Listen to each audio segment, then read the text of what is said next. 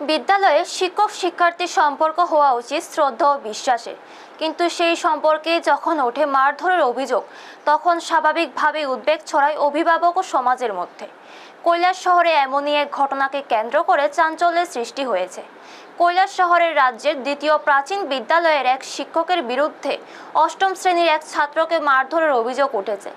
অভিযোগ, ক্লাস চলাকালীন ওই শিক্ষক ছাত্রটিকে শারীরিকভাবে হেনস্থা করেন। বাড়ি ফেরার পর থেকে ছাত্রটি অসুস্থ হয়ে পড়ে এবং বারবার বমি শুরু করে। অভিযোগকারী ছাত্রের পিতা গোপাল মিত্র জানান, প্রথমে ছেলেকে আরজিএম মহকুমা হাসপাতালে ভর্তি করা হয়। পরে শারীরিক অবস্থার অবনতি হওয়ায় তাকে জেলা হাসপাতালে স্থানান্তর করা হয়। বর্তমানে সেখানেই তার চিকিৎসা চলছে। ঘটনার পর অভিযুক্ত শিক্ষকের বিরুদ্ধে কৈলাসহর থানায় লিখিত অভিযোগ দায়ের করেছে ছাত্রের পরিবার।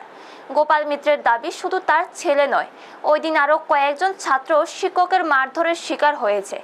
এদিকে বিষয়টি নিয়ে বিদ্যালয় কর্তৃপক্ষের পক্ষ থেকে মীমাংসার চেষ্টা করা হয়েছে বলে জানা গেছে। তবে ছাত্রের পরিবারের দাবি, ঘটনার সঠিক তদন্ত করে দোষীর বিরুদ্ধে উপযুক্ত ব্যবস্থা নিতে হবে, যাতে ভবিষ্যতে এই ধরনের ঘটনা আর না ঘটে। ব্যুরো রিপোর্ট, নিউজ তৎকাল 24। আপনার নাম? আমার নাম গোপাল মিত্র।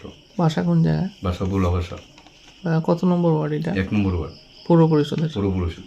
কি ঘটনা হয়েছে এখন? তো ঘটনা হয়েছে, প্রতিদিনের মতো আমার ছেলেটা রাধাকৃষ্ণ ইনস্টিটিউশনে, PM রাধাকৃষ্ণ ইনস্টিটিউশনে পড়াশোনা করে প্রতিদিনের মতো আজকে স্কুলে গেছে।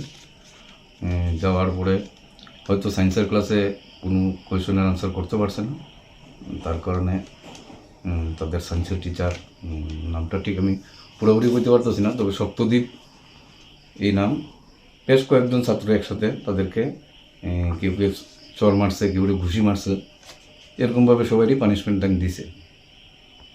সেটা তো স্কুলে হয়েছে।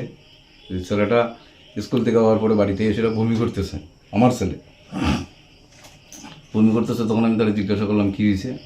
কয়, বাবা স্কুলে আমার আজকে স্যার এরকম পিঠের মধ্যে আমি পড়া পারছি না, পিঠের মধ্যে স্যারে আমার এরকম কিল মারছে। তুই ক্লাস নিয়ে বলছে না, আমার লোক আরও অনেক ছাত্র আছিল, আরও 5-6 জন ছাত্র আছিল, তারারও মারধর করছে।